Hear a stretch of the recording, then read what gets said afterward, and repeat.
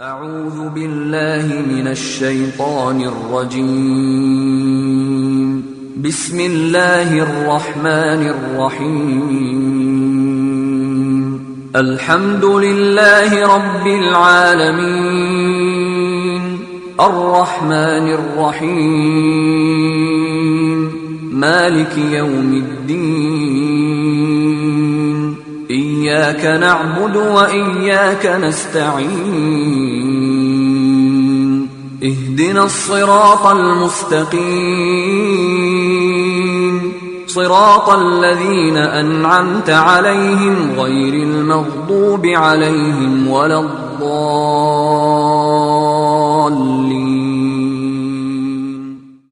Bismillahirrahmanirrahim.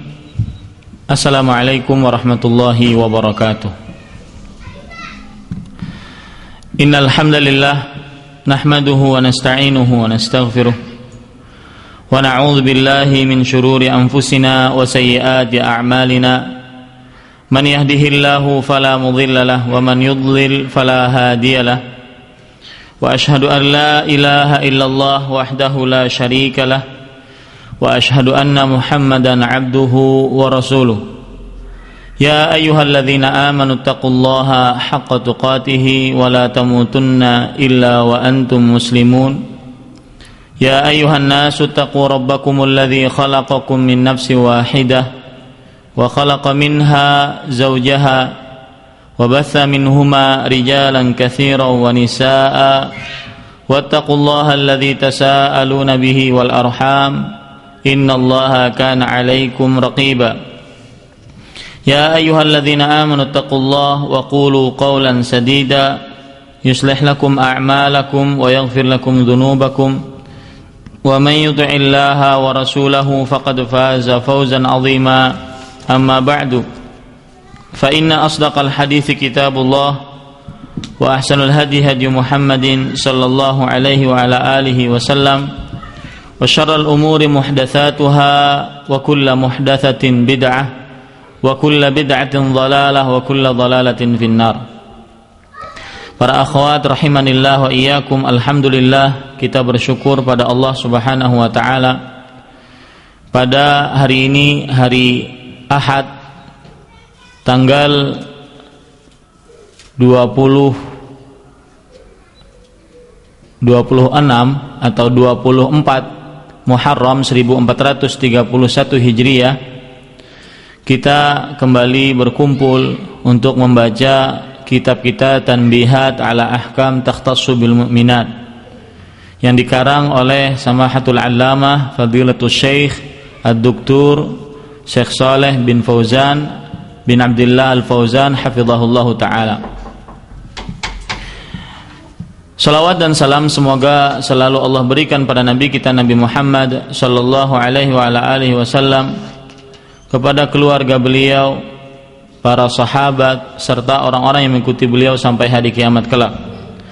Ibu-ibu yang dimuliakan oleh Allah Subhanahu wa taala, saya berdoa dengan nama-nama Allah yang husna dan sifat-sifatnya yang ulia, semoga apa yang kita lakukan sekarang ini termasuk amal ibadah yang diterima oleh Allah Subhanahu wa taala, dan semoga kita mendapatkan ilmu yang bermanfaat dan bisa mengamalkan apa yang telah kita ilmui. Ibu-ibu yang dimuliakan oleh Allah Subhanahu wa taala, minggu yang lalu kita membicarakan tentang tulisan pengarang di halaman 157, yaitu kewajiban istri mentaati suami dan keharaman mendurhakainya. Dan kemudian minggu yang lalu juga sudah saya sebutkan tentang beberapa kewajiban istri. Di antaranya yang disebutkan oleh pengarang, yaitu yang pertama, mentaati suami di dalam kebaikan, artinya bukan di dalam maksiat. Ini sudah kita jelaskan dengan panjang lebar bahwasanya salah satu kewajiban istri terhadap suami adalah istri mentaati suami di dalam kebaikan. Dan pengarang menyebutkan hadis yang diriwayatkan oleh Imam Ibnu Hibban di dalam kitabnya As-Sahih dari sahabat Abu Hurairah radhiyallahu anhu Rasulullah sallallahu alaihi wasallam bersabda, "Idza shallatil mar'atu khamsaha wa shamat syahraha wa hasanat farjaha wa ata'at ba'laha dakhalat min ayyi abwabil jannati sya'at." Jika seorang wanita melakukan sholat 5 waktu dan berpuasa pada bulan Ramadan dan menjaga kemaluannya serta taat kepada suaminya, maka dia akan masuk surga dari pintu mana saja yang dia kehendaki. Itu sudah minggu yang lalu. Kemudian pengarang juga menyebutkan yang kedua, kewajiban istri yang kedua, yaitu seorang istri tidak boleh berpuasa sunnah,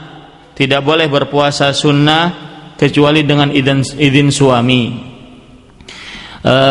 Dan maksud dengan izin suami di sini adalah ketika suami ada di rumah, ya, ketika suami ada di rumah. Dan juga pengarang menyebutkan sebuah hadis yang diriwayatkan oleh Imam Bukhari dan Muslim, la yahillu limra'atin an tasuma wa zawjuha syahidun illa biiznih wala ta'dzan fi baitihi illa biiznih. Tidak halal bagi seorang wanita untuk berpuasa sedangkan suaminya berada di rumahnya kecuali dengan izin suaminya. Ini hal yang kedua, kewajiban istri terhadap suami yang sudah kita bahas minggu yang lalu juga. Kemudian yang ketiga, ibu-ibu yang dimuliakan oleh Allah Subhanahu wa taala, yaitu istri tidak boleh menolak jika suami minta berhubungan. Istri tidak boleh menolak jika suami minta untuk berhubungan.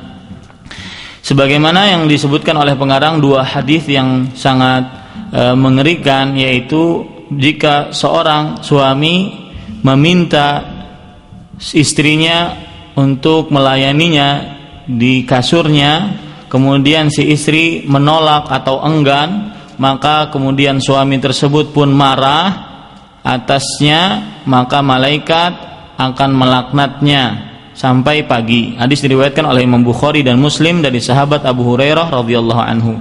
Minggu yang lalu kita juga sudah sebutkan bahwasanya laknatnya malaikat maksudnya adalah malaikat mendoakan agar si wanita tersebut tidak mendapatkan rahmat atau terusir dari rahmat Allah Subhanahu wa taala.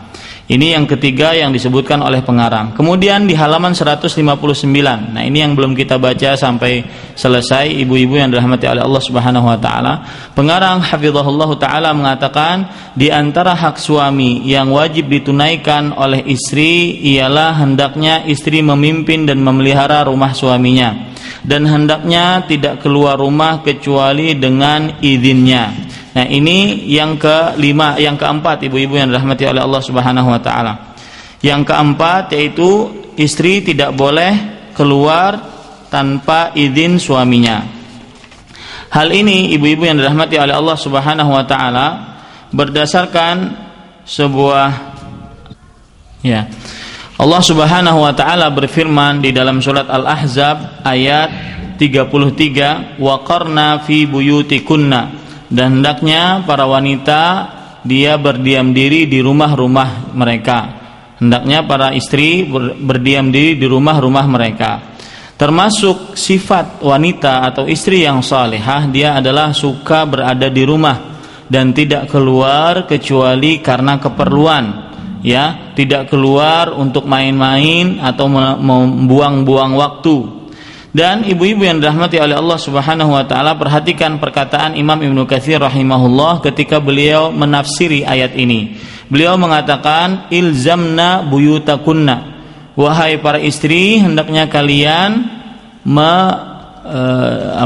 berdiam diri di rumah-rumah kalian. Fala takhrujna li ghairi hajah, maka mereka jangan keluar kecuali kalau ada keperluan. Wa minal hawaij syar'iyyah as-salatu fil masjid, dan termasuk daripada keperluan yang dibolehkan oleh syariat yaitu mengerjakan sholat di masjid. Maka seorang wanita diperbolehkan dia mengerjakan sholat di masjid untuk menunaikan sholat bersama imam secara berjamaah, tetapi harus dengan dua syarat. Nah, ini catat baik-baik. Seorang wanita boleh keluar rumah dengan dua syarat. Yang pertama yaitu hendaknya menjauhi sesuatu yang membuat laki-laki lain tergoda, seperti misalkan memakai minyak wangi.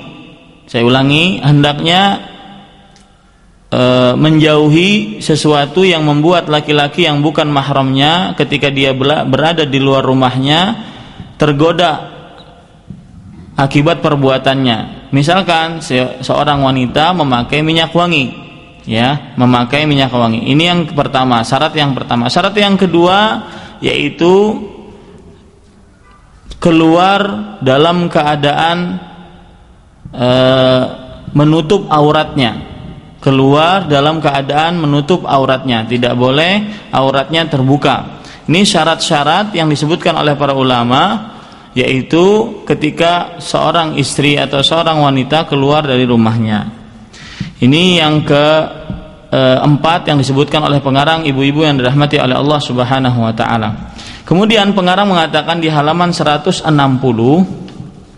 di antara hak suami yang harus ditunaikan oleh istri, hendaknya ia mengerjakan pekerjaan rumah dan jangan sampai memerlukan mengambil seorang pembantu wanita yang membuat suami terganggu olehnya, dan karenanya juga ia dapat terjebak dalam bahaya bagi dirinya maupun anak-anaknya.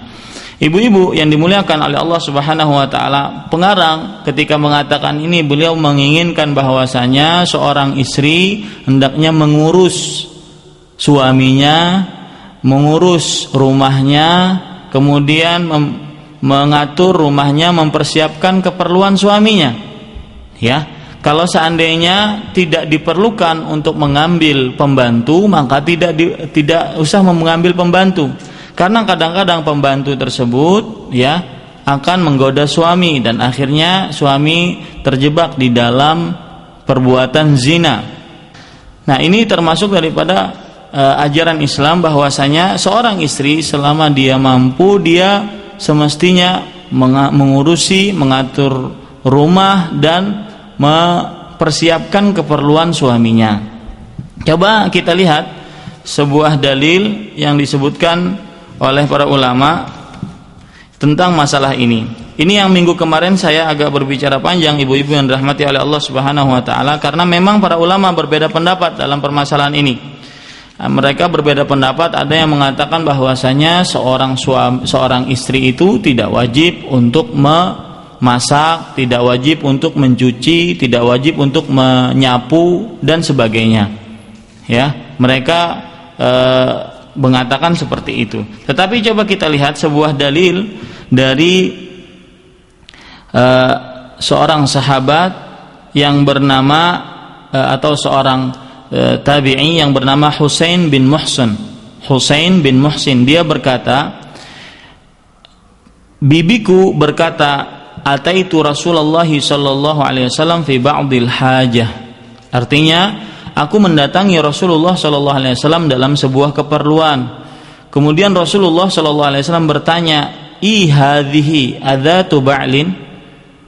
Kamu siapa? Apakah kamu mempunyai suami? Kemudian bibinya Husain ini berkata, "Na'am, iya, saya mempunyai suami." Qala kaifa anti lahu?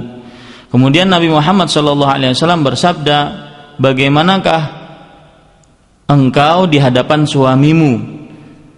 Kemudian wanita ini pun menjawab, "Ma'aluhu illa ma ajaztu anhu." Artinya, aku mengurusnya dengan sekuat tenagaku. Aku tidak pernah meremehkan keperluannya, aku tidak pernah meremehkan kebutuhannya, aku mengurusnya kecuali yang aku tidak sanggupi. Kemudian kata Rasulullah sallallahu alaihi wasallam, "Fanzuri aina anti minhu, fa innama huwa jannatuki wa naruki." Wahai wanita, lihatlah keadaanmu di hadapan suamimu.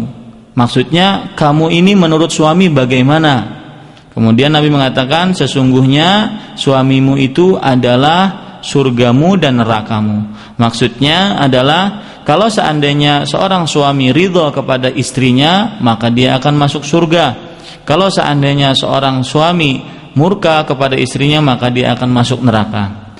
Coba perhatikan seorang ulama besar di abad ke-14, beliau mengatakan, yaitu Syekh Muhammad Imam Al-Albani rahimahullahu taala, ketika beliau mengomentari hadis ini, wal haditsu zahirud dalalah ala wujubi ta'atiz zaujah li zaujiha. Kata beliau, hadis ini jelas sekali menunjukkan akan kewajiban taatnya seorang istri kepada suaminya, wa khidmatuha iyyahu fi hudud istita'atiha, dan pengurusannya atau pengurusan istri tersebut kepada suami atau terhadap suami di batasan-batasan kemampuan istri. Wa mimma la syakka fihi anna man awwala ma yudkhilu fi dhalikal khidmah fi manzilihi wa ma yata'allaqu bihi min tarbiyati auladihi wa nahwi dhalik. Dan termasuk sesuatu yang tidak diragukan adalah sesuatu yang paling pertama yang masuk ke dalam pembantuan seorang istri terhadap suaminya adalah pengurusan rumah dan yang berkaitan dengan pendidikan anak-anaknya dan yang semisalnya. Nah, ini ibu-ibu yang dirahmati oleh Allah Subhanahu wa taala, hadis ini menunjukkan bahwasanya seorang istri dia wajib berkhidmah kepada suaminya. Artinya dia wajib mencuci, mengurus suaminya, kemudian juga dia wajib untuk menyapu, kemudian memasak, ya. Sekali lagi memang ini terjadi perbedaan pendapat di antara para ulama dalam permasalahan ini. Kemudian ibu-ibu yang dirahmati oleh Allah Subhanahu wa taala, lihat juga ya sebuah riwayat bahwasanya Fatimah radhiyallahu anha, beliau senantiasa mengurus rumahnya. Dan Ali radhiyallahu anhu senantiasa bekerja di luar rumah. Ini menunjukkan bahwasanya kemudian Fatimah tersebut pun karena saking penatnya untuk mengurus rumahnya, beliau pun akhirnya mendatangi Rasulullah sallallahu alaihi wasallam. Untuk apa? Untuk minta agar didatangkan pembantu. Kemudian pada saat Fatimah radhiyallahu anha meminta kepada Rasulullah sallallahu alaihi wasallam, Rasulullah sallallahu alaihi wasallam tidak memberikan pembantu, akan tetapi memberikan suatu jalan, yaitu diperintahkan untuk membaca subhanallah 33 kali, alhamdulillah 33 kali, kemudian juga Allahu akbar 34 kali. Ini akan membantu seorang wanita ya mengurus keperluan rumah suaminya dan mengurus keperluan suaminya sehingga dia mempunyai kekuatan. Begitu juga Asma radhiyallahu anha, ya, beliau berkata sebagaimana yang diriwayatkan dalam Imam Ahmad, kuntu akhdimu Zubair khidmatal baiti kullihi wa kana lahu faras. Ini sudah minggu kemarin sudah saya sebutkan juga. Sesungguhnya aku membantu Zubair, yaitu suami beliau, khidmatal bait, yaitu mengurus rumah seluruhnya, dan Zubair radhiyallahu anhu mempunyai kuda, aku yang mengurusnya, aku yang mencarikan makanannya, dan aku yang mengurus akan kuda tersebut. Ini menunjukkan ibu-ibu yang dirahmati oleh Allah Subhanahu wa taala, kebiasaan para sahabiyat radhiyallahu anhunna ajma'in, mereka mengurus rumah dan membantu keperluan suaminya. Jadi pendapat yang mengatakan bahwasanya seorang istri tidak wajib untuk berkhidmah kepada suaminya, maka itu tidak benar, ya. Maka itu keliru, ya, keliru. Makanya pengarang kemudian mengatakan, Syekhul Islam Ibnu Taimiyah rahimahullah dalam Majmu' Fatawa mengatakan, firman Allah fas-salihat qanitat hafidhatul lil ghaibi bima hafizahullah, artinya karenanya wanita-wanita yang saleh ialah mereka yang taat kepada Allah, lagi memelihara diri saat suaminya tidak ada, oleh karena Allah telah memelihara mereka. Surat An-Nisa ayat 34. Kata pengarang hafizahullah taala, ayat ini menentukan wajibnya wanita mentaati suaminya dengan mutlak dalam hal pelayanan umum, menemani dalam bepergian, melayani di tempat tidur dan lain-lainnya, sebagaimana hal itu ditunjukkan oleh sunnah Rasulullah sallallahu alaihi wasallam. Kemudian pengarang menyebutkan perkataan Imam Ibnu Qayyim rahimahullahu taala dalam kitab beliau Zadul Ma'ad fi Hadi Khairil Ibad. Beliau berkata yang artinya para ulama mewajibkan istri. Nah, di sini perhatikan Bu makalahnya, kalau Ibu membawa makalah halaman 161 karena ada koreksian dalam terjemahannya. Para ulama yang mewajibkan istri memberikan pelayanan umum untuk suami berhujjah, yaitu berdalil bahwasanya itulah hal yang ma'ruf, yang dikenal menurut orang-orang yang memahami firman Allah Subhanahu wa taala. Adapun, nah di sini ada koreksian. Adapun pemberian itu hapus Bu. Apa yang dilakukan oleh suami berupa itu dihapus. Apa yang dilakukan oleh suami berupa itu dihapus, dicoret. Adapun pemberian kesenangan kepada istri, melayaninya, menyapu, menghaluskan gandum, membuat adonan roti, mencuci pakaian, menggelar alas duduk dan permadani kamar, dan melakukan pekerjaan rumah adalah hal yang mungkar, bukan hal yang tidak dikenali Bu. Ya, adalah hal yang mungkar.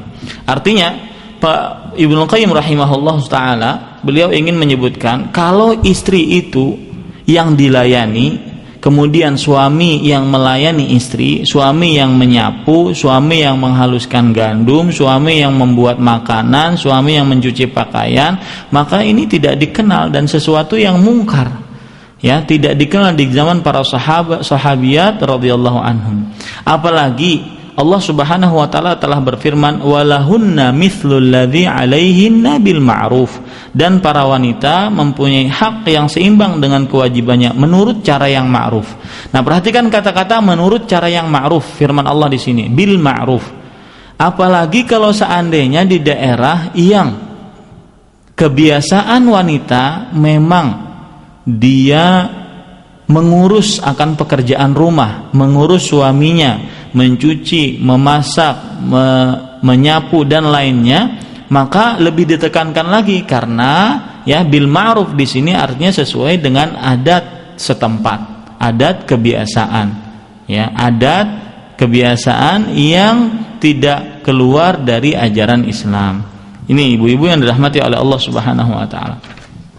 Yang jelas ibu-ibu yang dirahmati oleh Allah Subhanahu wa taala, seorang istri, pendapat yang paling dekat dengan dalil wallahu alam adalah seorang istri mereka tidak wajib untuk melayani suaminya di dalam keperluan suaminya. Ya, kita teruskan Bu. Bismillahirrahmanirrahim. Itu yang disebutkan oleh pengarang sekitar 5 kewajiban istri terhadap suami. Sekarang mungkin ibu-ibu pegang makalah yang saya sediakan di situ. Sebagian kewajiban istri terhadap suami yang belum disebutkan oleh pengarang mungkin kita bisa bahas Bu ya. Nah, nanti setelah itu baru kita akan masuk kepada permasalahan-permasalahan permasalahan keluarga. Dan pembacaan sebagian kewajiban istri terhadap suami cuma ya kita pembacakan saja dan kita sebutkan dalilnya agar bisa benar-benar kita sebagai istri benar-benar bisa melaksanakan kewajiban kita terhadap suami. Sedangkan kewajiban suami terhadap istri yaitu ibu perlihatkan sendiri kepada suami masing-masing. Ini kewajiban Anda, dari Ustadz bilang gitu aja. Ya. Kemudian ibu-ibu yang dimuliakan oleh Allah Subhanahu wa taala, tadi nomor 1 sudah selesai. Dipegang makalahnya seluruhnya Bu ya. Ya. Nomor 2, istri wajib menjaga dirinya dan harta suaminya selama kepergiannya. Ya. Istri wajib menjaga dirinya dan harta suaminya selama kepergiannya. Ini ibu-ibu yang dirahmati oleh Allah Subhanahu wa taala, dalilnya sebagaimana yang disebutkan di situ surat An-Nisa ayat 34, yaitu dalam firman Allah hafizatun lil ghaibi. Artinya wanita-wanita yang menjaga akan dirinya dan harta suaminya ketika suaminya itu tidak ada di tempat, ya, tidak ada di rumahnya maksudnya.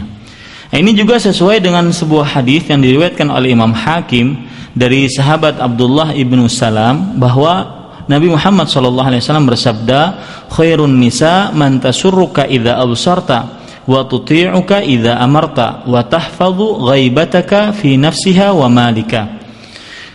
Nabi Muhammad SAW bersabda, sebaik-baiknya wanita adalah yang jika kamu lihat dia akan menggembirakanmu, dan jika kamu perintahkan dia akan mentaatimu, dan wanita atau istri yang menjaga dirinya dan hartamu dalam kepergianmu.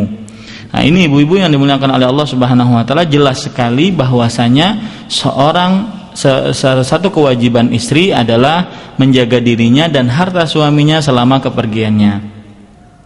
Nah, maksud daripada menjaga selama kepergiannya apa saja sih yang dijaga, Bu? Yang pertama, ya, menjaga diri. Seorang istri menjaga dirinya agar tidak masuk ke jurang perzinahan, seleweng, nyelingkuh. Yang kedua yaitu menjaga rahasia yang ada. Ini bisa dicatat, Bu, menjaga diri yang pertama yaitu menjaga diri agar tidak melakukan perbuatan zina seperti menyeleweng, seperti misalkan selingkuh dan sebagainya. Yang kedua yaitu menjaga rahasia antara suami dan istri. Jangan sampai rahasia-rahasia yang dimiliki oleh suami itu diceritakan kepada orang lain, kesana kemari, ya. Duduk di sana nyeritakan suaminya, duduk sini nyeritakan suaminya. Nah, itu tidak boleh. Kemudian yang ketiga yaitu menjaga harta suaminya, menjaga harta suaminya. Dan ini termasuk daripada sifat wanita yang salihah. Misalkan seorang suami itu royal sifatnya, maka istri yang salihah, ya, dia bisa memanage, mengatur akan keuangan suami. Nah, ini termasuk daripada kelihayan seorang istri. Ya, kadang-kadang suami itu terlalu royal, ya, tapi ada juga kebalikan, suaminya terlalu pelit, ya. Nah, ini ibu-ibu yang dimuliakan oleh Allah Subhanahu wa taala. Itu yang ketiga. Yang kedua, yang ketiga, suami boleh memberikan pelajaran dan menghukum jika istri berbuat penyelewengan. Nanti kita akan bicarakan ini. Yang keempat, itu ada koreksian, Bu, ikut tinggal bersama suami, ya, bukan suami ikut tinggal bersama, kebalik, ikut tinggal bersama suami. Artinya kewajiban istri adalah ikut tinggal bersama suami. Sebagaimana ibu-ibu yang dimuliakan oleh Allah Subhanahu wa taala, seorang istri dia diberikan atau wajib diberikan oleh suami tempat tinggal, maka kebalikannya pula seorang istri wajib untuk tinggal bersama suaminya, ya, seorang istri wajib untuk tinggal bersama suaminya. Dalilnya yaitu surat Thalaq, surat At-Thalaq ayat 6. Allah Subhanahu wa taala berfirman, askinuhunna min haitsu sakantum min wujdikum. Artinya, berikanlah atau tempat tinggalkanlah istri-istri kalian dari mana saja kalian tinggal yang kalian sanggupi. Artinya di sini rumah yang disanggupi dibangun oleh suami, disitulah istri wajib untuk tinggal bersamanya. Coba perhatikan perkataan Imam Al-Qurtubi di dalam kitab tafsirnya ketika beliau menafsiri sebuah ayat, falamma qada Musal ajala wa sara bi ahlihi. Ketika Musa, ya, telah sampai waktunya dan sara bi ahlihi, dan beliau berjalan dengan keluarganya. Nabi Musa alaihissalam berjalan dengan keluarganya. Kata Imam Al-Qurtubi, qila fihi dalilun anna rajula yadhhabu bi ahlihi haitsu syaa lima lahu 'alaiha min fadlil qawwamah wa ziyadati darajah illa an yaltazima laha amran fal mu'minuna 'inda syurutihim wa ahaqqus syurut an yuwafa bihi mastahlaltum bihil furuj. Artinya, dikatakan di dalam ayat ini ada sebuah pendalilan bahwasanya seorang suami dia berjalan atau pergi dengan keluarganya kemanapun dia inginkan, Ya, karena si suami tersebut mempunyai kepemimpinan atas istrinya, atas keluarganya, dan juga mempunyai tingkatan yang lebih, ya. Dan seorang mukmin atau orang-orang beriman harus mengerjakan syarat-syarat yang telah disepakati. Dan syarat yang paling harus disepakati adalah ketika seorang mukmin bersyarat atau melakukan pensyaratan, yaitu dengan menghalalkan kemaluan, yaitu ketika dia menikahi seorang wanita. Nah, ini menunjukkan ibu-ibu yang dirahmati oleh Allah Subhanahu wa taala, sekali lagi salah satu kewajiban istri adalah ikut tinggal bersama suami. Yang kelima, istri tidak boleh berpuasa sunnah kecuali dengan izin suaminya, sudah kita sebutkan. Yang keenam, istri tidak boleh mengizinkan seorang pun masuk ke rumahnya tanpa izin suaminya. Ya, hal ini sebagaimana dalam sebuah hadis yang diriwayatkan oleh Imam Bukhari dan Imam Tirmidzi dari Abu Hurairah radhiyallahu anhu, Rasulullah sallallahu alaihi wasallam bersabda, "La yahillu lil mar'ati an tasuma wa zawjuha syahidun illa biidznih, wa la ta'dzan fi baitihi illa biidznih." Artinya, tidak halal bagi seorang wanita untuk berpuasa dan suaminya syahid, suaminya ada di rumah, kecuali dengan izin suaminya boleh berpuasa, dan tidak boleh mengizinkan, dan seorang istri tidak boleh mengizinkan di rumah suaminya seorang pun, kecuali, maksudnya mengizinkan untuk masuk kecuali dengan izin suaminya, kecuali dengan izin suaminya. Ini yang keenam. Yang ketujuh, istri tidak boleh berbicara, ya, kalau suaminya berada di dalam rumahnya, kepada seorang pun tanpa ada mahramnya kecuali dengan izin suaminya, ya. Istri tidak boleh berbicara. Nah, ini perhatikan ibu-ibu yang dimuliakan oleh Allah Subhanahu wa taala. Coba perhatikan sebuah perkataan dari Imam Ibnu Qudamah, ya afwan, sebuah hadis, ya, dari Ali bin Abi Thalib radhiyallahu anhu. Beliau berkata, "Naha an tukallaman nisa, yakni fi buyutihinna illa biidzni azwajihin." Artinya, Rasulullah sallallahu alaihi wasallam melarang untuk para wanita ketika mereka berada di rumah-rumah mereka untuk dibicarai, ya. Nabi Muhammad SAW melarang para wanita untuk dibicarai ketika mereka berada di rumah-rumah mereka. Para istri ketika berada di rumahnya tidak boleh dibicarai kecuali dengan izin suaminya. Ini riwayat ibu-ibu yang dirahmati oleh Allah Subhanahu wa taala, sanadnya memang lemah, akan tetapi, ya, ada yang menguatkan, yaitu dari hadis Amr ibnu As radhiyallahu an, ya. Taib, ini yang ke-7. Yang ke-8 sudah kita sebutkan tadi barusan, istri tidak keluar rumah kecuali dengan izin suami. Yang ke-9, istri tidak meminta sesuatu di luar batas kemampuannya, maksudnya kemampuan suami, ya. Ini salah satu kewajiban istri, tidak boleh meminta sesuatu yang di luar batas kemampuannya. Dalilnya, ini yang minggu kemarin yang saya tidak bisa sebutkan ayatnya, yaitu surat At-Talaq ayat 7. Allah Subhanahu wa taala berfirman, "Liyunfiq dzu sa'atin min sa'atih." Artinya, hendaknya seorang suami memberikan nafkah sesuai dengan keluasan dia dari rezekinya, ya. Ini ibu-ibu yang dimuliakan oleh Allah Subhanahu wa taala. "Falyunfiq mimma atahullah," kata Allah Subhanahu wa taala. Maka hendaknya seorang suami memberikan nafkah dari apa yang telah diberikan oleh Allah Subhanahu wa taala. La yukallifullahu nafsan illa ma ataha. Allah tidak membebani seorang jiwa kecuali yang telah diberikan oleh Allah Subhanahu wa taala. Oleh sebab itulah termasuk istri yang salihah, dia harus, ya, ridha dengan apa yang telah diberikan oleh suaminya. Ridha dengan apa yang telah diberikan suaminya meskipun itu sedikit, dan dia harus puas dengan apa yang ada. Sungguh kalau seandainya kita merasa selalu puas dengan apa yang ada, maka kita akan menjadi seorang yang paling kaya. Karena kalau seandainya kita tidak puas dengan apa yang ada, maka meskipun dia hartanya bergudang-gudang tetapi tidak puas dengan apa yang dia dapatkan, maka dia adalah orang yang paling miskin. Dan salah satu cara agar seseorang selalu merasa puas dengan apa yang dia dapatkan adalah dia selalu melihat nikmat Allah yang ada di sekitar dia, yang dia miliki. Jangan sampai dia melihat nikmat orang lain. Ini perhatikan Bu. Ini permasalahan penting untuk menata hati kita agar bisa hidup nyaman di dunia, ya. Salah satu cara agar seseorang bisa selalu merasa puas dengan nikmat yang didapatkan, yaitu lihatlah nikmat yang ada di sekitar kita yang kita miliki. Jangan lihat nikmat orang lain yang diberikan oleh Allah Subhanahu wa taala kepada orang lain tersebut. Karena Allah Subhanahu wa taala sejak 50.000 tahun sebelum penciptaan langit dan bumi telah menentukan, oh si fulan begini keadaannya di dunia, dan nanti di akhir hayatnya juga seperti ini. Si fulan begini keadaan di dunia, di akhir hayatnya juga akan seperti ini. Sudah ditentukan oleh Allah Subhanahu wa taala.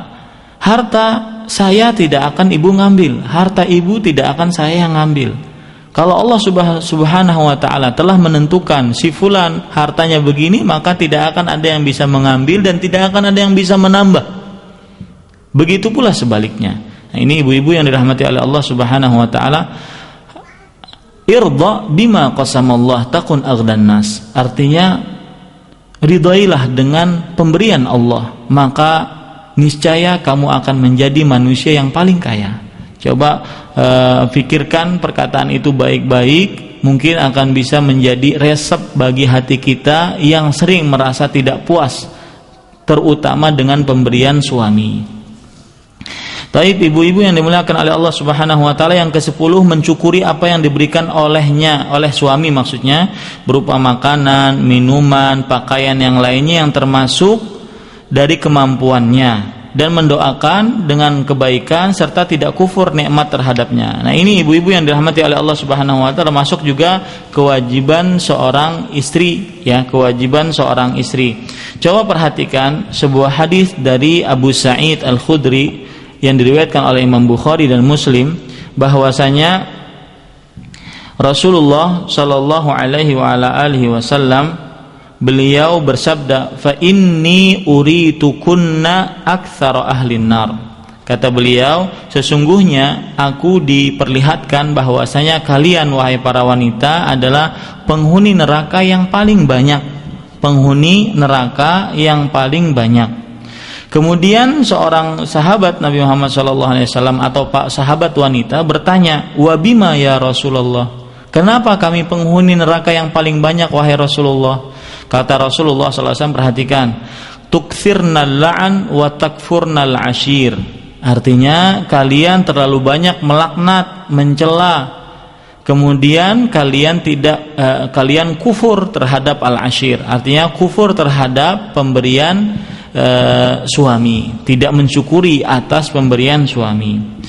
Kata Imam Ibnu Hajar rahimahullahu taala, beliau mengatakan fihi tahrimu kufranil huquq wa wujubu syukril mun'im. Artinya di dalam hadis ini menunjukkan pengharaman kufur terhadap hak-haknya dan juga wajib mensyukuri terhadap siapa yang memberikan nikmat, yaitu suami. Ketika suami memberikan nafkah kepada istri, maka seorang istri yang salihah dia akan mensyukurinya, dia akan berterima kasih. Kira-kira ibu-ibu insya Allah kalau seandainya setiap bulan dikasih oleh suaminya, maka ibu akan mengatakan jazakallahu khairan, terima kasih banyak, ya, semoga harta yang diberikan menjadi berkah, semoga. Pernah seperti itu insya Allah Bu, ya? Ya, sering, alhamdulillah. Taib ibu-ibu yang dimuliakan oleh Allah Subhanahu wa taala.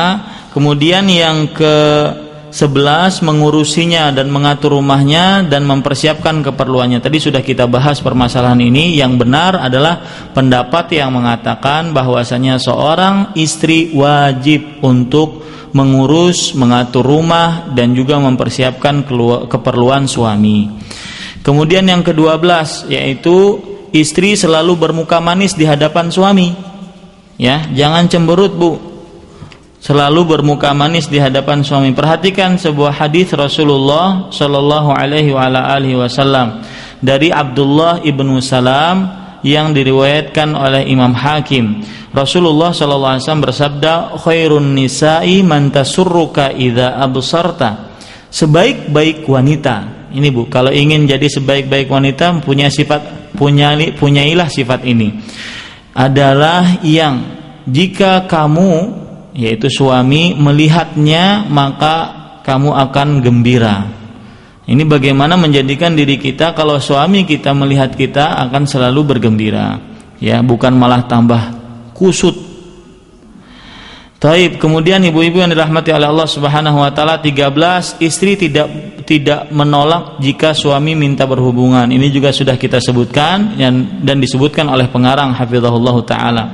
Yang ke-14, istri tidak meminta talak tanpa sebab, ya. Istri tidak meminta talak tanpa sebab. Ini dosa besar ibu-ibu yang dirahmati oleh Allah Subhanahu wa taala. Coba perhatikan sebuah hadis Rasulullah sallallahu alaihi wasallam dari Thauban yang diriwayatkan oleh Imam Abu Daud dan juga Imam Tirmidzi. Rasulullah sallallahu alaihi wasallam bersabda, ayyuma imra'atin sa'alat zawjaha talaqan min ghairi ba'sin fa haramun 'alaiha raihatul jannah. Wanita mana saja yang meminta kepada suaminya talak tanpa ada sebab, maka haram atas wanita tersebut atau istri tersebut mencium bau surga. Bau surganya aja nggak cium, bagaimana mau masuk surga? Nah, kemudian di dalam riwayat yang lain Rasulullah SAW mengatakan al-mukhtali'at hunnal munafiqat. Al-mukhtali'at artinya adalah wanita-wanita yang minta khulu', minta talak, ya, dari suaminya tanpa ada sebab. Maka kata Nabi Muhammad SAW, wanita ini dicap sebagai wanita yang munafik, wanita yang munafik. Tetapi ibu-ibu yang dirahmati oleh Allah Subhanahu wa taala, perlu diperhatikan kalau seandainya ada sebab yang syar'i yang mana seorang istri tidak bisa lagi hidup bersama dengan suaminya, maka dia diperbolehkan untuk meminta talak kepada suaminya. Ya, ini pengecualian, meminta talak kepada suaminya. Sebagaimana dalam sebuah hadis Abdullah bin Abbas, ya, yang diriwayatkan oleh Imam Bukhari, bahwasanya ada seorang istri sahabat Thabit ibn Qais. Istri sahabat ini datang kepada Rasulullah sallallahu alaihi wasallam. Kemudian beliau berkata, "Wahai Rasulullah, saya tidak mencela Thabit ibn Qais di dalam akhlaknya, di dalam agamanya. Akan tetapi saya takut untuk kufur nikmat di dalam agama Islam." Maksudnya beliau sudah tidak tahan hidup dengan Thabit, ya, istri ini sudah tidak tahan hidup dengan Thabit, karena diceritakan dalam beberapa riwayat wallahu alam damimah. Artinya Thabit ini beliau jelek menurut istrinya. Ya, jelek menurut istrinya. Kemudian kata Rasulullah SAW, ataruddina alaihi hadiqatahu, apakah kamu bisa mengembalikan kebunnya Thabit ibn Qais? Kemudian kata istri ini, iya, saya bisa. Kemudian kata Rasulullah SAW kepada Thabit ibn Qais, iqbalil hadiqah wa talliqha tatliqah. Artinya, wahai Thabit, terimalah kebunmu lagi, kemudian talaklah istrimu satu talak. Artinya satu saja, bisa dirujuk kembali. Ini yang disebut dengan hukum khulu', Bu. Kha lam ain, khulu'. Seorang istri minta talak kepada suaminya dengan sebab syar'i, diperbolehkan. Misalkan lagi contoh, sekarang kan banyak orang tidak sholat, ya, maka seorang istri tidak boleh dia di bawah laki-laki yang tidak sholat, atau di bawah dikepalai laki-laki yang tidak sholat. Nanti kita baca insyaallah fatwa-fatwanya. Taib, ibu-ibu yang dirahmati oleh Allah Subhanahu wa taala, pada saat itu seistri yang mempunyai suami yang tidak sholat, dia berhak untuk minta talak. Kalau seandainya suaminya tidak mau mentalak, bagaimana? Maka dia adukan ke pengadilan yang nanti memaksa si suami ini untuk mentalak istrinya. Ini menunjukkan bahwasanya hak talak adalah milik suami, ya. Taib, ibu-ibu yang dimuliakan oleh Allah, yang ke-15, tidak menafkahkan sesuatu kecuali dengan izin suami. Ya, tidak menafkahkan sesuatu kecuali dengan izin suami. Hal ini berdasarkan sebuah hadis dari Abu Umamah Al-Bahili radhiyallahu anhu yang diriwayatkan oleh Imam Abu Daud dan Tirmidzi bahwa Nabi Muhammad sallallahu alaihi wa ala alihi wasallam bersabda, "Wala tunfiqil mar'atu syai'an min baitiha illa biidzni zaujiha." Seorang istri tidak boleh menafkahkan sesuatu apapun dari rumahnya kecuali dengan izin suaminya, ya. Kemudian yang ke-16 yaitu istri tidak mensifati wanita lain di hadapan suami. Nah, ini bahaya, Bu. Ini sering terjadi dan orang banyak yang enggak tahu ini. Seorang istri tidak boleh, ya, dia mensifati wanita lain di hadapan suaminya. Kadang-kadang kan suami mau tahu, itu istrinya si fulan tuh gimana sih? Nah, itu seorang istri dia nggak boleh untuk menceritakan, oh istrinya itu putih, istrinya itu begini, istrinya itu begini. Seorang istri hati-hati, itu tidak boleh menceritakan. Sampai kadang-kadang si suami itu bisa membayangkan, oh istrinya fulan itu dari ujung rambut ke ujung kaki begini. Nah, itu tidak boleh sama sekali. Coba perhatikan sebuah hadis dari Abdullah bin Mas'ud radhiyallahu anhu yang diriwayatkan oleh Imam Bukhari dan Muslim, bahwa Nabi Muhammad SAW bersabda, la tubashiril mar'atul mar'ata fatan'atuha li zawjiha ka'annahu yanzuru ilaiha. Artinya, seorang wanita tidak boleh, ya, berhubungan dengan seorang wanita lain, kemudian si wanita ini menceritakan sifat wanita lain tersebut kepada suaminya, seakan-akan suaminya bisa melihat, seakan-akan suaminya melihat kepada wanita lain tersebut. Nah, ini ibu-ibu yang dimuliakan oleh Allah Subhanahu wa taala, jangan sampai ibu-ibu menceritakan, ya, si ibu si fulan di hadapan suaminya masing-masing, jangan. Karena ini dilarang oleh Rasulullah sallallahu alaihi wasallam. Yang ke-17, istri berkewajiban berbuat baik kepada keluarga suami, orang tua atau saudari-saudarinya, ya. Istri berkewajiban. Kenapa ibu-ibu yang dirahmati oleh Allah Subhanahu wa taala? Seorang istri berkewajiban untuk berbuat baik kepada keluarga dari suaminya. Karena sebuah hadis Rasulullah sallallahu alaihi wasallam bahwa Rasulullah sallallahu alaihi wasallam bersabda, "Inna min abarril birri an yahfadhar rajulu ahla wuddi abihi." Artinya, sesungguhnya termasuk sebaik-baiknya kebaktian adalah seseorang menjaga teman baik bapaknya. Jadi saya misalkan, ya, saya punya bapak saya punya teman. Nah, bapak saya meninggal, maka setelah bapak saya meninggal saya tetap berhubungan dengan teman bapak saya. Ini termasuk daripada kebaktian yang paling baik kepada seorang bapak yang sudah meninggal, yaitu menjaga hubungan silaturahim dengan teman bapak. Nah, kalau seandainya seorang laki-laki dia disyariatkan untuk menjaga hubungan silaturahim dengan teman bapak, maka si istri, ya, dia dianjurkan juga untuk menjaga hubungan suami tersebut dengan orang-orang yang dia kenal baik, terutama ibu dan juga saudari-saudarinya. Karena kadang-kadang permasalahannya ibu mertua itu, Bu, macam-macam.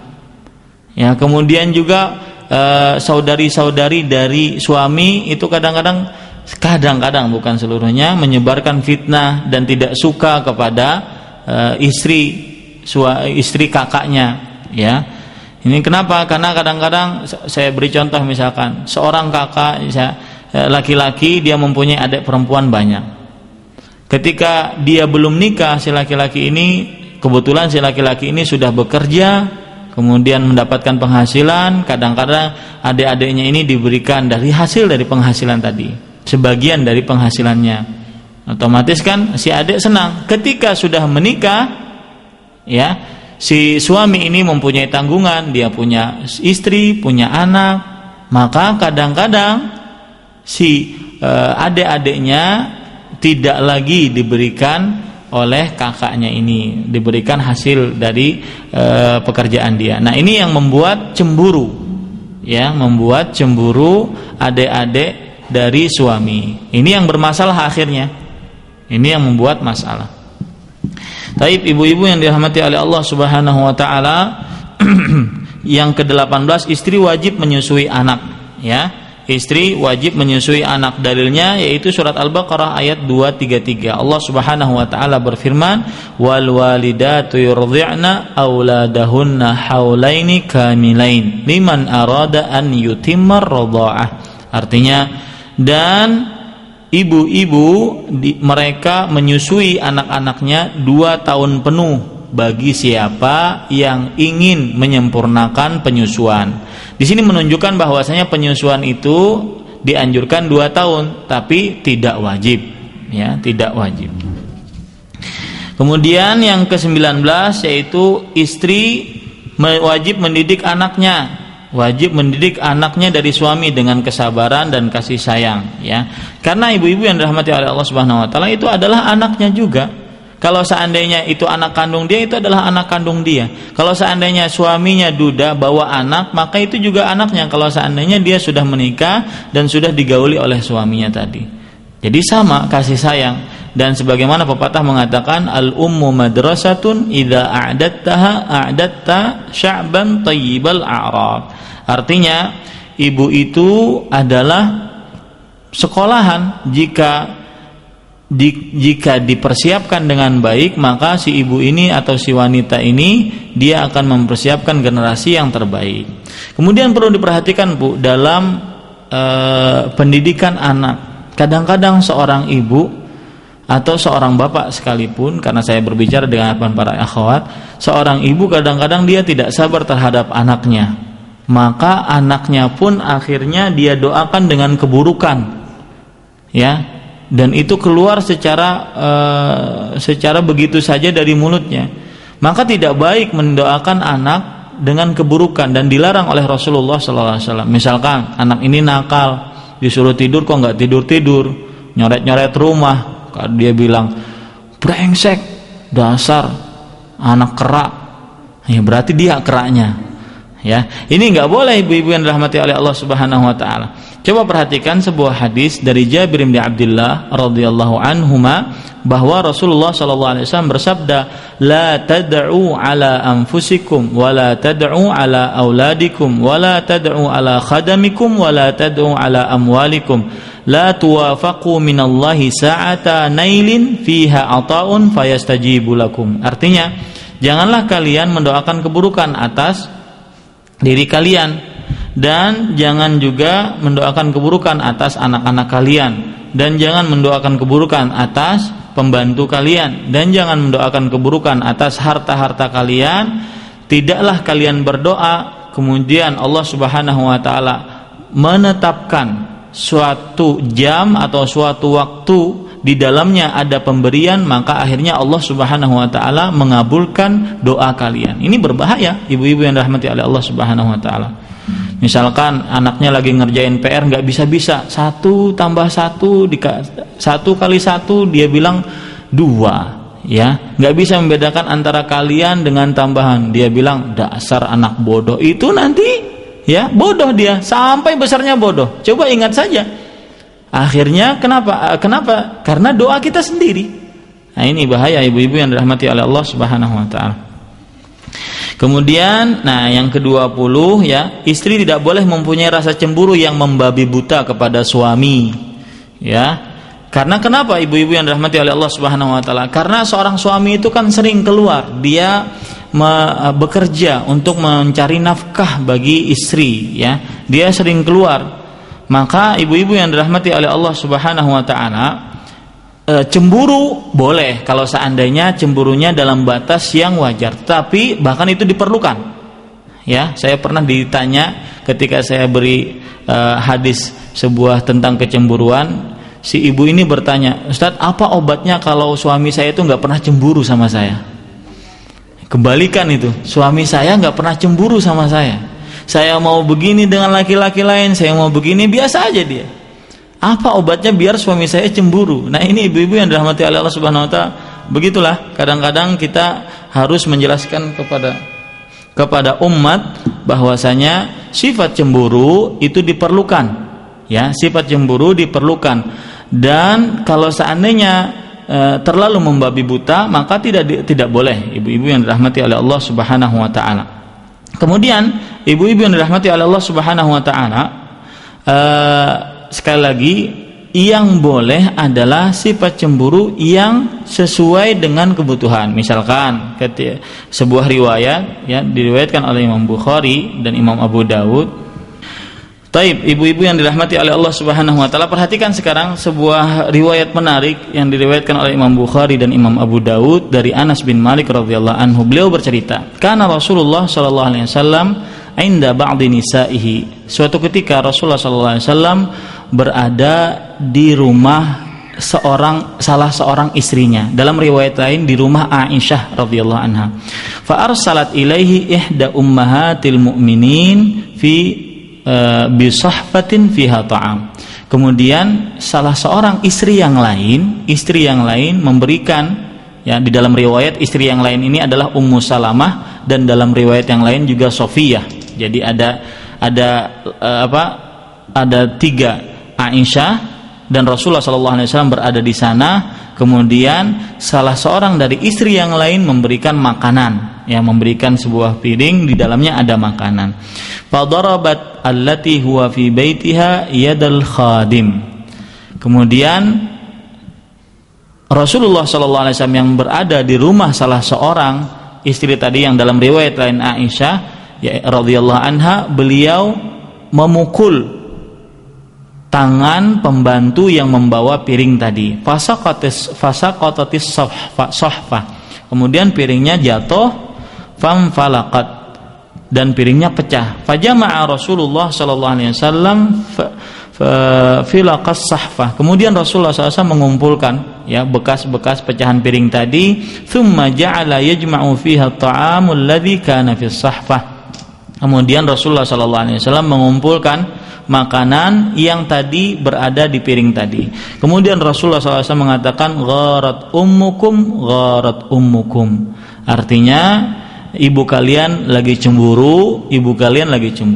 Ya, di sini dalam riwayat yang lain itu Aisyah radhiyallahu anha. Nah, ini adalah rasa cemburu yang diperbolehkan, ya, karena tidak bisa dipungkiri oleh seorang wanita bahwasanya kalau seandainya suami memiliki yang lain, maka si istri ini dia akan merasa diambil hartanya atau akan merasa diambil bagian dari hidupnya. Maka rasa cemburu itu diperlukan kalau seandainya di dalam batasan-batasan yang diperbolehkan oleh syariat. Ibu-ibu yang dimuliakan oleh Allah Subhanahu wa taala, sekarang permasalahan kita yang kedua, yaitu permasalahan-permasalahan yang berkenaan dengan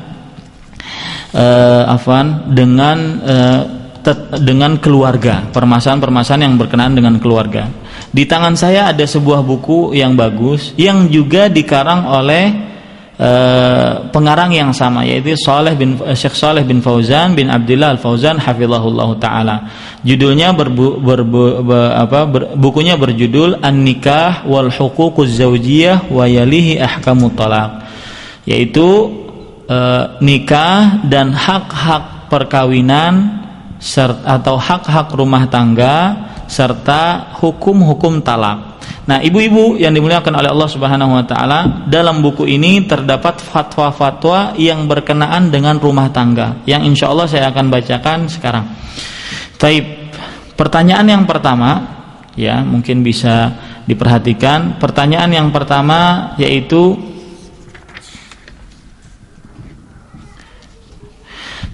Zawji yagharu alayya kathiran yasilu fi ba'dil ahyan al-amr ila haddi syak ma'al ilm annani imra'atun muhafizah famadha a'malu tijahahu.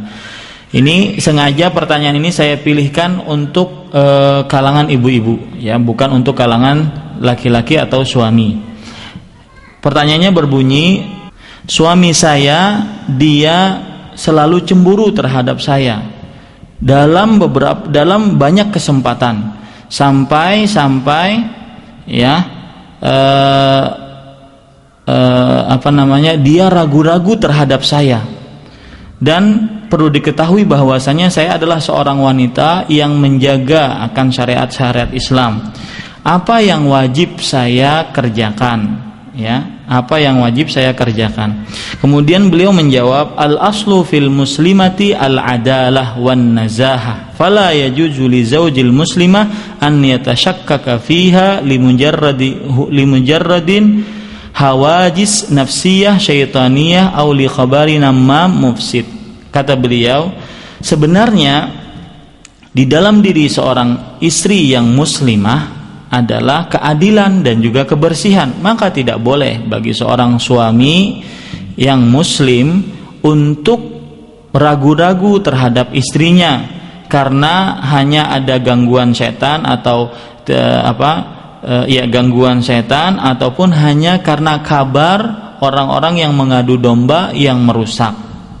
Allah Subhanahu wa taala berfirman, "Ya ayyuhalladzina amanu idza ja'akum fasiqun binaba'in fatabayyanu an tusibu qauman bijahalatin fatusbihu 'ala ma fa'altum nadimin." Wahai orang-orang beriman, jika datang kepadamu seorang fasik dengan sebuah kabar, maka hendaklah tabayyun, yaitu meminta kejelasan.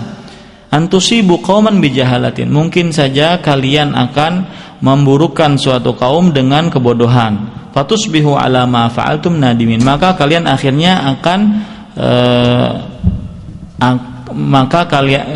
kalian akan menyesal atas apa yang kalian kerjakan. Kemudian kata beliau, wa 'alal mar'ati allati yusabu zawjuha bihadzal maradin nafsi an tasbira ma damat ta'lamu min nafsiha as-sidq wal 'iffah wa lan tadurraha khawatir zawjiha an-nafsiyah li'annahu rubbama takunu tilkal khawatir natijatun an maradin nafsi wa yazulu biidznillah. Dan bagi seorang istri yang muslimah, maka hendaknya kalau seandainya dia mempunyai suami yang seperti ini, yang mempunyai penyakit ya di dalam dirinya seperti ini, maka hendaknya dia sabar ya, selama dia tahu bahwasanya suaminya itu selama dia tahu bahwasanya dirinya adalah orang yang jujur, orang yang suci ya, menjaga kehormatannya dan tidak berbahaya akan perasaan-perasaan suaminya tersebut kepada dia ya. Dan sampai perasaan tersebut hilang dari suaminya. Jadi kita dianjurkan untuk sabar pada saat itu, ibu-ibu yang dirahmati oleh Allah Subhanahu wa taala. Kemudian ada lagi pertanyaan, anam ra'atun muti'atun li zauji wa mutaqayyidatun bi awamirillah. Saya langsung terjemahkan biar agak cepat. Saya adalah seorang wanita yang taat kepada suami saya dan saya melakukan perintah-perintah Allah Subhanahu wa taala. Akan tetapi saya tidak mendapati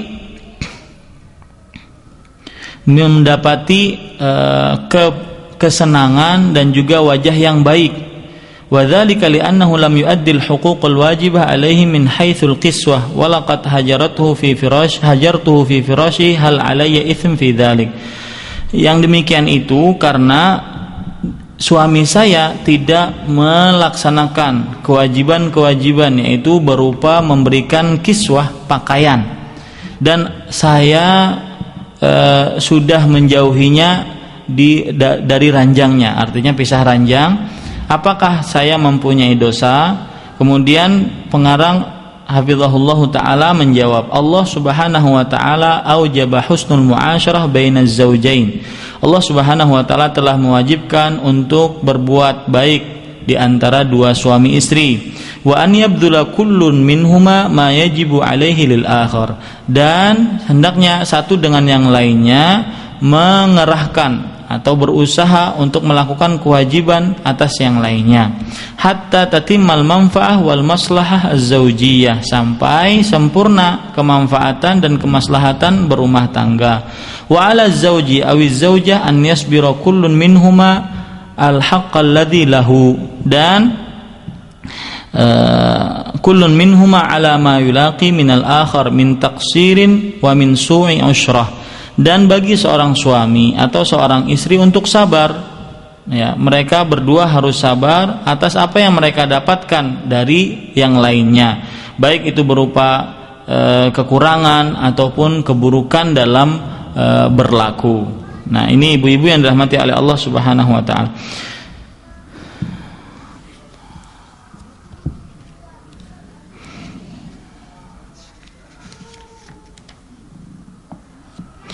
Ada pertanyaan lain, ayyuhuma afdal lil mar'ah al muslimah qiyamaha biwajibi baitiha wa zawjuha am tufrighuha li talabil ilm wa an tajliba khadimatan lil qiyam biwajibatil bait afiduna jazakumullahu khairan. Artinya, mana yang lebih baik di antara dua perkara ini? Seorang wanita muslimah dia melakukan kewajiban-kewajiban mengurus rumah dan mengurus suaminya, atau dia meluangkan waktu untuk menuntut ilmu dan mendatangkan pembantu untuk mengerjakan pekerjaan rumah. Jadi mana yang lebih baik? Apakah dia ngurus suami dan ngurus rumah, atau dia nuntut ilmu, ngaji, kemudian yang ngurus suami dan ngurus rumahnya adalah pembantunya? Maka jawabannya, na'am, al-wajibu 'alal muslimah an tatafaqqahu fi diniha biqadri ma tastati'. Ya, merupakan kewajiban bagi seorang muslimah untuk belajar tentang agamanya sesuai dengan kemampuannya. Walakinnal qiyama bi khidmati zawjiha wa ta'ati zawjiha wa tarbiyati auladiha wajibun 'azim. Akan tetapi, ya, mengerjakan atau mengurus suaminya dan taat kepada suaminya dan mendidik anak-anaknya adalah kewajiban yang sangat agung. Fataj'alu lit-ta'allum fursatan yaumiyah walau kanat qalilah aw jilsatan qalilah aw taj'ala waqtan lil qira'ah min kulli yaum wal baqiyah minal waqt takunu li a'maliha al-yaumiyah. Maka hendaknya wanita ini dia menjadikan belajar pada setiap hari ada kesempatan untuk belajar, meskipun sedikit kata beliau, ataupun meskipun hanya duduk sebentar.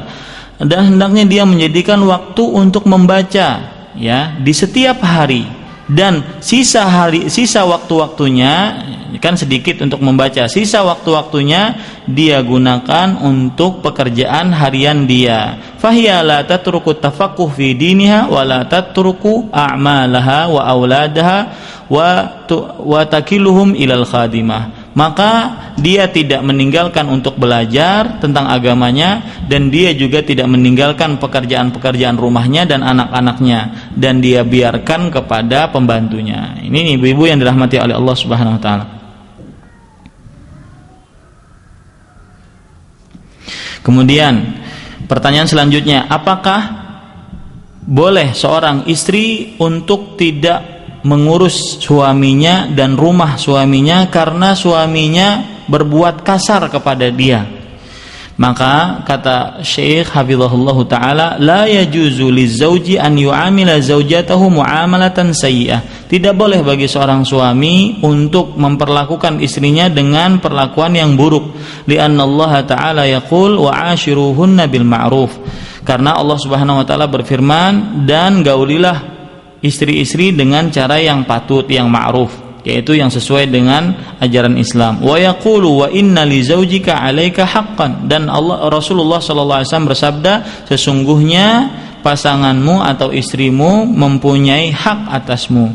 Wa idza asa'a isyrataha fa innahu yanbaghi laha an tuqabila dzalika bis sabr wa tuaddiya ma lahu 'alaiha min haqqin liyakuna lahal ajr fi dzalika wa la'allallahu an yahdiyah. Artinya, dan kalau seandainya seorang suami berbuat buruk kepada istri, maka hendaknya itu diganti dengan kesabaran, dihadapi dengan kesabaran, dan hendaknya istri tersebut mengerjakan kewajiban-kewajiban dia sebagai istri, agar dia mendapatkan pahala di dalam hal tersebut, dan semoga Allah Subhanahu wa taala memberikan petunjuk kepada suaminya. Kemudian ibu-ibu yang dimuliakan oleh Allah Subhanahu wa taala, selanjutnya, apakah boleh seorang suami untuk melarang istrinya menyambung tali silaturahimnya, terutama dengan bapak dan ibu si istri ini? Apakah boleh seorang suami melarang istrinya untuk menyambung tali silaturahim, terutama dengan bapak ibunya? Silaturahmi wajibun, artinya silaturahim itu wajib, wala yajuzu li zauji an yamna'a zaujatahu minha, dan tidak boleh seorang suami untuk melarang istrinya untuk menyambung tali silaturahim, li'anna qati'atar rahim min kabairidz dzunub, karena memutus hubungan termasuk dari dosa besar. Wala yajuzu li zaujati an tuti'ahu fi dzalika, dan tidak boleh seorang istri untuk taat kepada suaminya dalam hal ini, li'annahu la ta'ata li makhluqin fi ma'siyatil khaliq, maka karena tidak boleh taat kepada seorang makhluk di dalam bermaksiat kepada sang khaliq, yaitu Allah Subhanahu wa taala. Bal tasilu rahimaha min malihal khas wa turasiluhu wa tazuruhu, akan tetapi hendaknya si istri ini menyambung tali silaturahimnya dengan hartanya yang khusus, hartanya pribadi, dan dia mencari tahu atau selalu berhubungan dan menziarahi orang-orang yang merupakan rahim dia, baik itu bapak, ibu atau saudara-saudaranya. Kemudian ibu-ibu yang dirahmati oleh Allah Subhanahu wa taala, suamiku, kata pertanyaan ini, suamiku dia nikah lagi dan akhirnya habis nikah dia tidak memperlakukanku sebagaimana dia sebelum menikah untuk yang kedua kalinya, dan istrinya yang kedua ini sebentar, yu'amilu zaujatahu tsani wa hiya ghaniyatun anhu bimaliha min abiha. Yang jelas artinya adalah suamiku nikah lagi kemudian dia tidak memperlakukanku sebagaimana dulu, ya. Apa yang harus aku kerjakan? Apakah boleh aku pisah ranjang dengan dia? Maka jawabannya, yajibu 'ala zauj an ya'dila baina zaujatihi fil infaq wal maskan wal qiswah wal qism fil mabit. Kullu hadha mimma yajibu 'alaihi al-'adl baina az-zawjat. La farqa baina ghaniyatin wa faqiratin li'anna al-kulla zawjat lahu wajibun 'alaihi an ya'dila bainahuma. Wallahu a'lam. Wajib bagi seorang suami untuk berlaku adil kepada istri-istrinya di dalam masalah nafkah, kemudian tempat tinggal, kemudian pakaian, dan juga kemudian pembagian giliran di dalam menggauli. Seluruhnya ini adalah wajib dilakukan, wajib adil di antara istri-istri. Tidak ada bedanya baik istrinya kaya ataupun fakir, karena seluruhnya adalah istri-istri dia dan wajib baginya untuk adil, berlaku adil.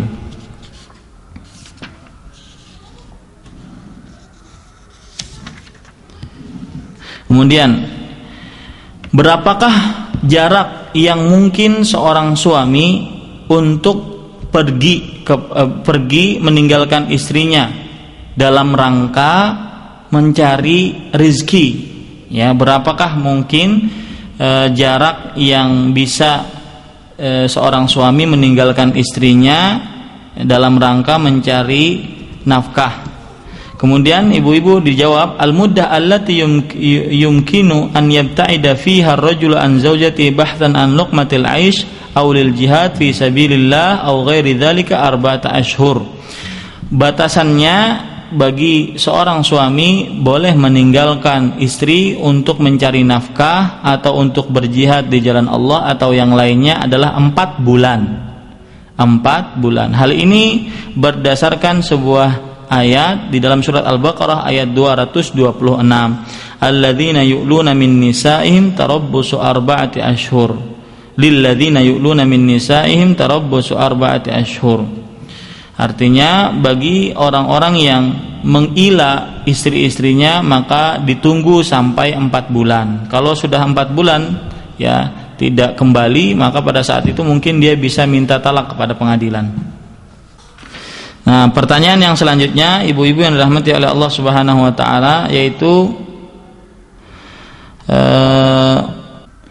seorang suami tidak sholat, apa yang dilakukan oleh istri? Seorang suami tidak sholat Maka dijawab, wal wajib ala hadhihi sa'ilah an tufariqa hadha az-zawj wa la yajuzu laha an tabqa ma'ahu li'annahu idza kana la yusalli fa huwa kafir wal kafir la yasihhu an yatazawwaja muslimatan. Wajib bagi penanya wanita ini untuk berpisah dengan suaminya dan tidak boleh baginya untuk berdiam diri dengan suaminya karena dia tidak mendirikan salat.